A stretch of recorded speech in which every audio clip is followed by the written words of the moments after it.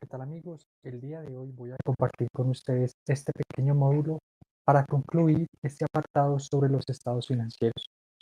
En este caso vamos a ver lo que es el estado de flujo de efectivo, también llamado estado de flujo de caja. Así que bienvenidos. ¿Qué es el estado de flujo de efectivo? Como lo había dicho antes, el estado de flujo de efectivo, también llamado flujo de caja, es un estado financiero básico que me permite a mí conocer y mirar el origen y aplicación de los fondos de una empresa en función del efectivo. Esto quiere decir que me muestra todos los movimientos de la empresa que tuvieron variación en el efectivo.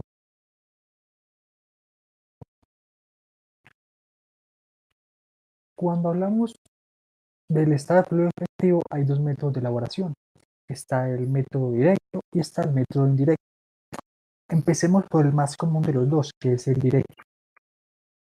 Cuando hablamos del método directo, estamos hablando básicamente de determinar el movimiento de efectivo del periodo según las partidas del PIG del balance que tengan movimiento de efectivo o impacto en la caja y mostrarlo a través de tres actividades.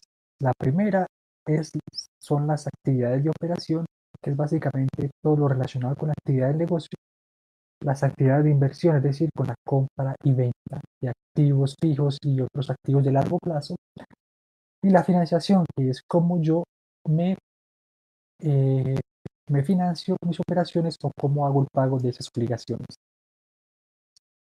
La estructura de un estado de flujo efectivo por el método directo es la siguiente. Tenemos las actividades de operación, que entonces se dividen en las entradas y las salidas. Cuando hablamos de entrada, lo más común son las ventas de contado y además el recaudo de cartera de periodos anteriores. Y por último tenemos las salidas, que es básicamente lo común, el pago a proveedores, los pagos salariales, el pago de impuestos y demás gastos y costos operativos. Es importante tener en cuenta eso. Y la diferencia obviamente me da el efectivo generado en actividades de operación. Pasando a la siguiente actividad, nos encontramos con las actividades de inversión, que básicamente en las entradas nos dice las ventas de activos fijos que hagamos y demás papeles comerciales e inversiones de largo plazo, además de rendimientos financieros provenientes de estos títulos. Y las salidas, como su nombre lo indica, básicamente son las compras que nosotros hagamos de activos fijos y papeles comerciales y demás títulos de esta índole. Y acá nos da el efectivo básicamente generado en actividades de inversión.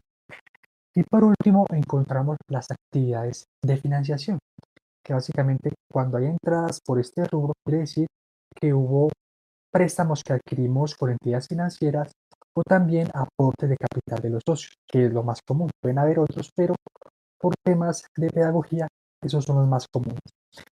Y por el otro lado tenemos las salidas, que básicamente es la amortización de la deuda, es decir, el pago a uno al capital, el pago de intereses y el pago también de dividendos, son los más comunes que encontramos. Y la diferencia pues me da pues el efectivo generado en actividades de financiación. Y entonces tenemos lo que es los cambios netos en efectivo en el periodo, entonces es la suma de las tres. Y a eso le sumamos el saldo inicial de efectivo, es decir, el saldo final del periodo anterior, y nos da el saldo final en efectivo del periodo que estamos estudiando. Cuando hablamos del método indirecto, pasando ahora a este método básicamente parte de la utilidad neta y se le suma las partidas que no implican movimiento de efectivo. Este método también puede ser clasificado en tres actividades: las de operación, las de inversión y las de financiación, como vimos anteriormente. Muy bien, la estructura es bastante parecida, salvo en las actividades de operación. Cuando miramos las actividades de operación, nos damos cuenta que a la utilidad neta hay que sumarle los gastos que no son, digamos así, desembolsables, como las depreciaciones, que ya hay un video que subí reciente el año pasado, las provisiones, que también hay un video, y las amortizaciones, que ya las vimos anteriormente. Y a eso le resto el aumento de cartera, es decir, las ventas que hice, pero no las he cobrado.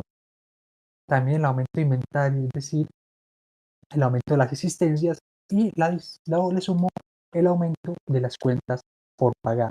Es decir, estas tres cositas me dan a mí lo que es la variación del capital de trabajo neto operativo, que lo veremos más adelante. Y acá me da el efectivo de actividades de operación, Y ya como vimos anteriormente, es el mismo proceso con las actividades de inversión y las actividades de financiación. Vamos a ver un ejemplo para interiorizar más estos conceptos. Encontramos acá entonces un ejemplo básico.